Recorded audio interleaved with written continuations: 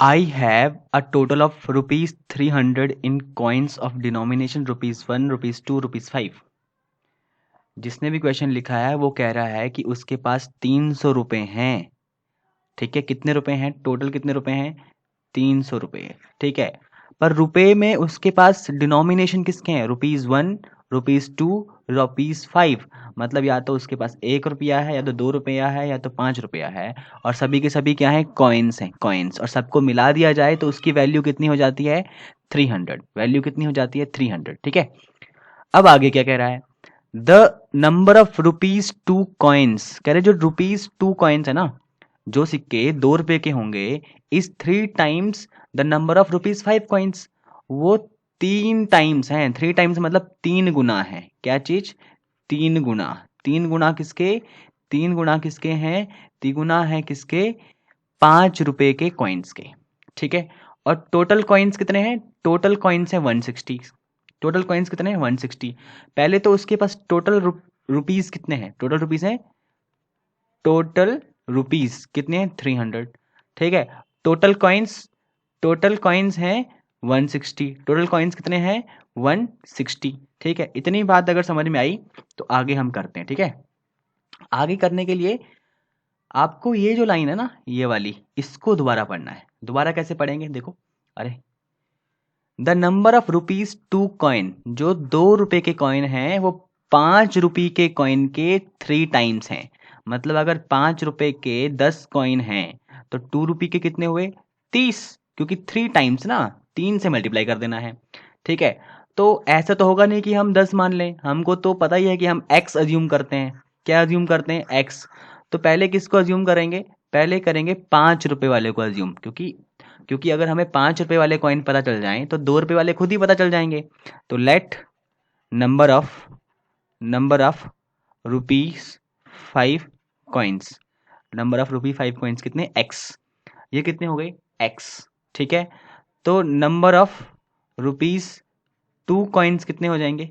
Rupees 2 वाले जितने 5 के हैं उसका 3 टाइम, मतलब 5 के x हैं तो 2 के कितने हो जाएंगे? 3x। 2 रुपीज के कॉइन्स कितने हो जाएंगे? 3x। ठीक है, अच्छा, अब तीसरे किस तरीके का सिक्का है? तीसरा सिक्का है 1 रुपए का। कितने रुपए का? 1 रुपए का। कितने रुपए का? 1 रुपए का। देखो 1 रुपए का सिक्का भी है। अब आपके पास अज्यूम करो, आपके पास 30 कॉइन्स हैं। कितने? 30 कॉइन्स। ठीक है, और 2 रुपए के 8 हैं और 5 रुपए के कितने हैं? 12।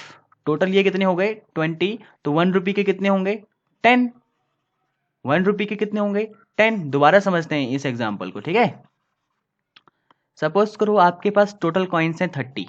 ठीक, और 2 रुपीज के हैं 8, 5 रुपीज के हैं 12। ठीक, तो 1 रुपए के कितने हुए?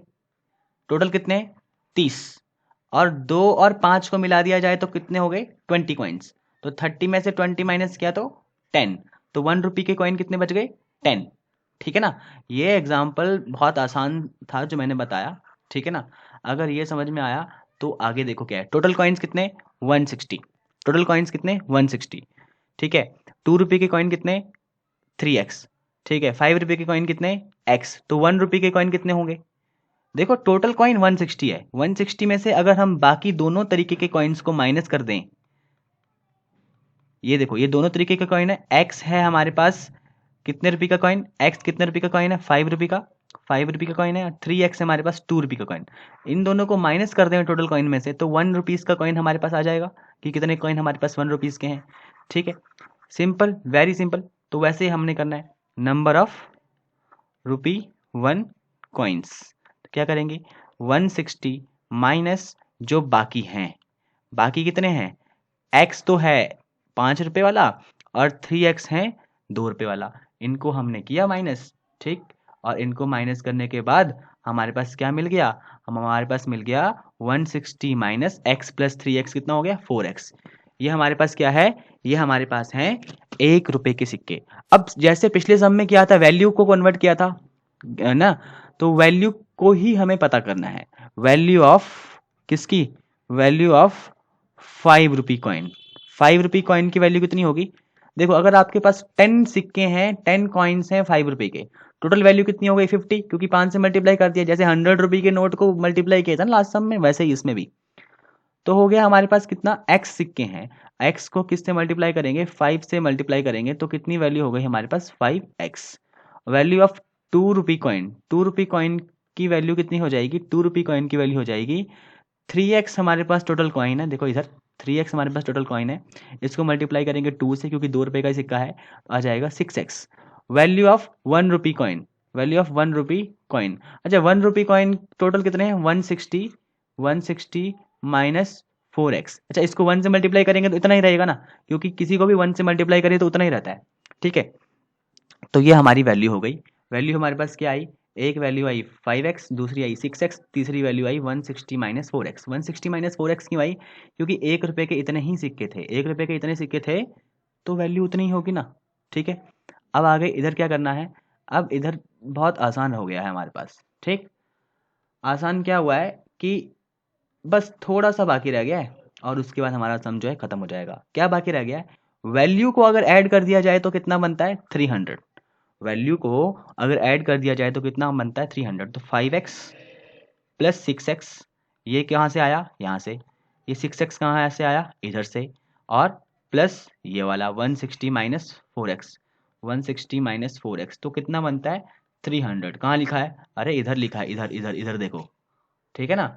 तो यहीं से तो उठा के लाया हूँ मैंने कौन सा अपने दिमाग से लिखा है ये। तो 5x और 6x कितना हो गया 11x, ठीक है ना, और 11x में से ये 4x के आगे माइनस लिखा है, उसको माइनस कर देंगे तो बच जाएगा 7x, और ये 160 ऐसे का ऐसे यहाँ पे रह जाएगा। उधर से 300 इधर आएगा तो यहाँ पे लिखना पड़ेगा हमें 300, ठीक है ना।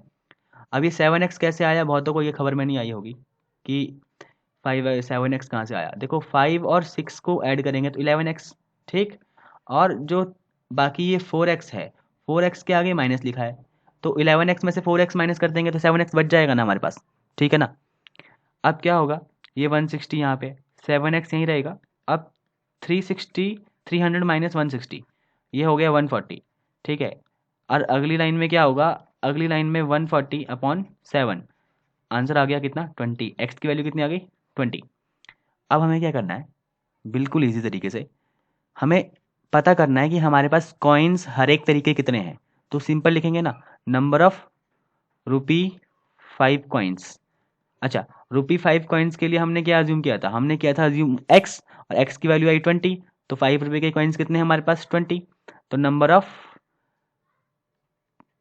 2 रुपीज कॉइन्स, 2 रुपये के कॉइन्स के लिए क्या है 3x, तो 3 मल्टीप्लाई 20, क्योंकि x की वैल्यू कितनी आई 20, कितना आ गया 60, ठीक है। और 1 रुपी के number of 1 rupee coins, 1 rupee coins के लिए क्या करेंगे 160 माइनस क्या है 4x, यहाँ पे है ना 160 माइनस 4x, क्योंकि 1 रुपी कॉइन के लिए तो यही लेंगे जो यहाँ पे लिखा हुआ है, ठीक।